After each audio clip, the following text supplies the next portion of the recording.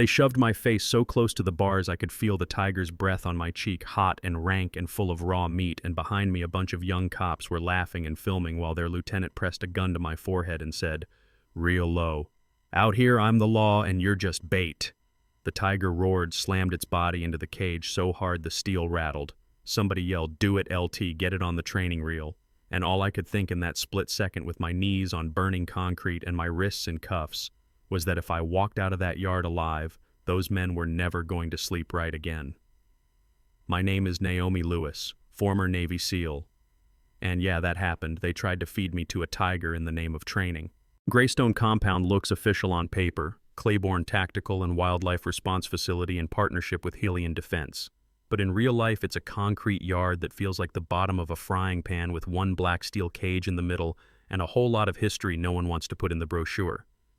I didn't show up there as some shiny, decorated vet. I came in chained at the wrists with a file that said disgraced security risk transferred for rehabilitation.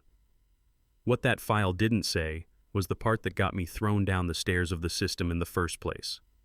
4 years earlier at a military port in Florida, I opened a cold shipping container that was supposed to hold endangered animals, and instead found empty cages streaked with old blood, little shoes in the corner, torn medical kits, the smell of fear frozen into steel. I filmed everything, wrote it up, sent it off my CO. Signed his name to back me up, and 2 days later he was suicide from job stress. The report disappeared from our servers, and somehow I was the one tagged as uncooperative with command objectives. You know what I mean when I say the whole room tilts and suddenly you're the problem. Greystone was where they sent people like that, people the system couldn't just erase but wanted out of sight, out of mind. The day they took me to the yard, the sun was straight overhead, hot enough that the air wobbled over the cracked concrete, and Lieutenant Ridgewell, big white guy, red face, eyes just a little too bright from whatever he'd put in his coffee, stood in front of a line of young officers and said, "Today's lesson, how to control fear. Yours, theirs doesn't matter. Fear is a tool, and if you can't control it, you don't belong out here." They all laughed, a little too eager, because every one of them wanted to show they weren't afraid of anything. No one bothered to ask whose fear they were about to practice on. They dragged me out in cuffs, orange jumpsuit sticky with sweat dust on my skin like a second layer, and I did what every SEAL does anywhere new. I scanned. 4 fixed cameras, 1 overhead, Helion unit with that little 3-triangle logo, 2 blind spots by the equipment shed, the tiger cage 10 steps away, and a second inner layer of dark mesh on the inside of the bars that caught my eye because I'd seen that material in an experimental report once. Carbon composite bullet mesh, rejected from active duty because the ricochet angles were too unpredictable. In other words, the cage wasn't just to hold the tiger, it was a trap for anybody dumb enough to stand too close with a loaded gun. "Move," Ridgewell barked, pushing me toward the cage, his hand heavy on my shoulder like he owned my bones. Then he shoved my head forward so hard my forehead nearly smacked the steel, and the heat coming off that metal was like leaning into a stove. The tiger's breath washed over my face, hot and sour and alive, claws scraping the floor, tail whipping the bars, and someone behind him said, "Live stream this for the boys in holding, show them how the boss trains." Phones came up cheap. Laughter followed. One rookie switched his camera to selfie for half a second with me and the tiger behind him, like this was a theme park, then turned back when Ridgewell grabbed my hair and yanked my head back.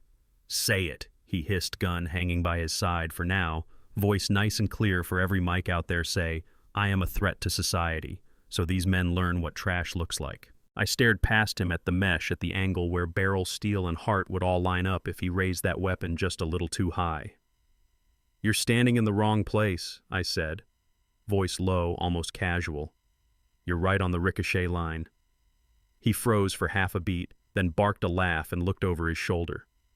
You hear this boy's inmate thinks she's still in a classroom talking about angles, and there were more laughs, more little snorts of nerves disguised as jokes, because if there's one thing a bully hates, it's when the trash doesn't beg.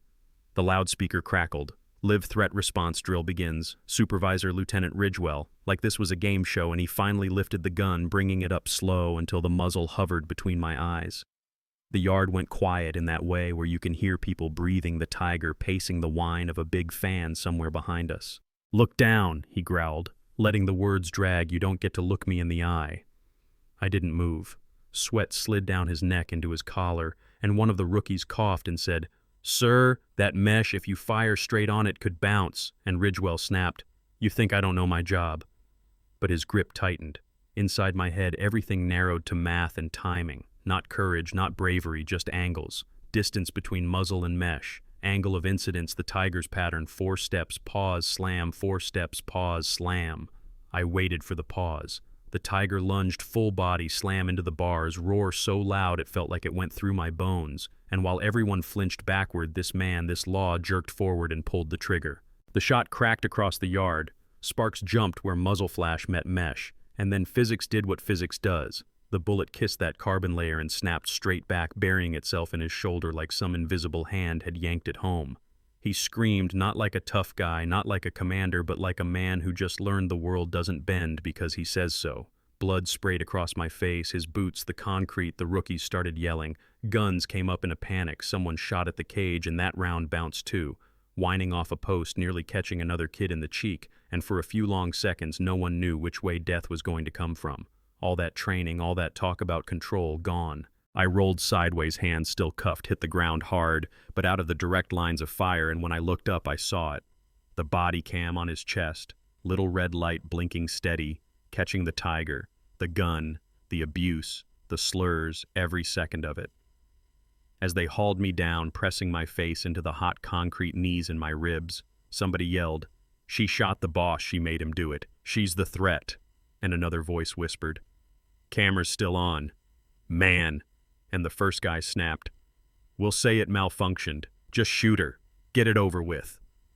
Dust and the taste of iron filled my mouth. My wrists burned where the cuffs bit into torn skin, and all I could get out was this dry little line. "The camera's still rolling, you idiots," but it hit them like a slap, because they all jerked their heads toward that blinking red dot as if God himself had just cleared his throat. 3 days later, America woke up to the sound of a tiger roaring on every screen. Somebody to this day, I don't know who, slipped that uncut body cam footage to a tiny independent outlet that usually reported on potholes and high school football scores, and they made it the top story on their bare-bones website. Bigger networks jumped on it because scandal sells, and suddenly the whole country was watching Ridgewell slam my head into the bars, put a gun to my face, and talk about how the law is me, then take a bullet from his own shot. Some folks in the comments said, "She deserved it. She must have done something others said.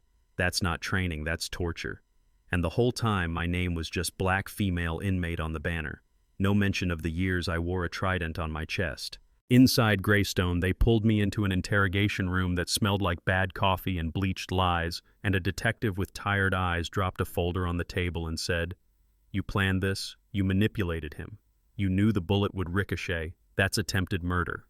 I looked him dead in the face and asked, "Do you believe in physics, or in my skin tone, which earned me a long stare and a note in my file, but not much else?" Then the corporate guy came. Not a cop, not military, real suit, real watch, Helian Defense logo on his badge, that little smirk rich men get when they think they already bought the ending. He laid out a settlement offer like he was offering me dessert. 6 figures, quiet release, relocation in exchange for me signing that what happened at Greystone was an unfortunate procedural failure and agreeing to never say Hellion again in my life. "You take this," he said, voice all smooth. "You walk away, you start over, everyone wins." I turned a few pages, read the line that said if I spoke later, it could be framed as a national security issue, then closed the file and slid it back. "Everybody but the dead," I said, and the ones already lined up behind me. He frowned, just barely. "You were special forces," he said, dropping that tone people use when they think they're leveling with you. "You know how this game works. Bigger picture, necessary evils, all that. Sometimes survival means knowing when to shut up." I thought about my CO, the one who told me if we don't report it, who will, before they found him in his bathroom with his own gun. I already chose survival over conscience once I told him it killed me the first time, and it didn't save anyone, so no thanks. A federal panel came next. Blurred faces on a screen, a seal that said oversight like that meant anything. They said, "We need you to testify to help us investigate Helion." And it sounded noble. But then they admitted my old report had been buried, my commanding officer's death had been rubber-stamped as stress, and suddenly their concern felt a lot like damage control. "You only call me when blood hits your screens." I said, "Where were you when all you had was my word?" One of them said, We want you to be the spark, like that was supposed to make me feel chosen. I laughed because being the spark means you burn first. Thing is, while they were trying to decide whether I was usefully broken, or just broken someone else was watching, a systems analyst in a dark control room with a wall of monitors, a woman named Amira Hall sitting under that cold blue light with Helian's logo glowing in the corner of her screen. Her job was to tag me as high risk do not expose, and she almost did. But then she pulled my name, saw it in old sealed reports about wildlife preservation containers that didn't have any animals in them, saw my CO's signature just before the file cut off, saw transferred to Claiborne, risk high maintain blackout stamped across my record. She watched in real time as Ridgewell turned training into a lynching with a corporate logo on the camera, and she saw a little red alert pop up that said Project Rise, Behavioral Stress Test, a program she'd been told was shut down after congressional hearings. At some point, that does something to your soul. She started copying. Quiet folders labeled Ghost Fin, little clips of the unedited footage logs, signatures, shipments. When Helian found out the video had leaked and dragged her into an interrogation room of their own, they played her the sanitized cut, said, "This is all." It was just a flawed drill, and she laughed in their faces. That's how I know she was real. They moved to make her disappear. Phase 2 wiped the witnesses, but she slipped out with help from one of my old teammates, and the next time I saw her, she was sitting across from me in a basement safe house with a hard drive full of hell in her lap. She opened map after map, each red mark another training node, another greystone, another set of cages, another line in a budget signed by the same man, Beckett Helian's CEO, the guy who smiled for the cameras and talked about supporting our troops. That was the twist for me, not the bullet, not the tiger, but realizing Greystone wasn't the monster, it was just one of its teeth. Going back there at night felt like walking into the mouth on purpose. Rain coming in sideways, security running on skeleton crews because half the staff had been suspended, fences half lit. That compound looked like a haunted shipwreck. Amira carried a camera and a little mobile uplink. I carried a crowbar and the last of my patience. We broke into those stainless containers out back, the ones that said animal remains, do not open, and every lid we pried up let out a breath of cold air thick with smoke and something older. Inside were metal boxes labeled specimen, cremated little pouches of bone fragments, no tags with names, no species, just numbers that matched logs we'd seen on her drive. And in one dented crate with a bronze plate that read CLY02, we found an orange jumpsuit with my ID on it folded neat on a white cloth next to a tag that said subject expired CLY02 certified. They had pre-written my death before the drill even started, which meant when that bullet spun around and tore into Ridgewell instead of me, it wasn't just physics that went wrong, it was their script. The rest of the night played out like every movie they swear never happens in real life. Beckett showing up in the rain in a bulletproof SUV flanked by Helian security acting like he was the disappointed principal, and we were kids caught cheating telling me the leak was all part of his test, that he let the footage spread to measure public reaction, that Project Rise wasn't about me, it was about teaching a whole population to bow like the tiger in the cage.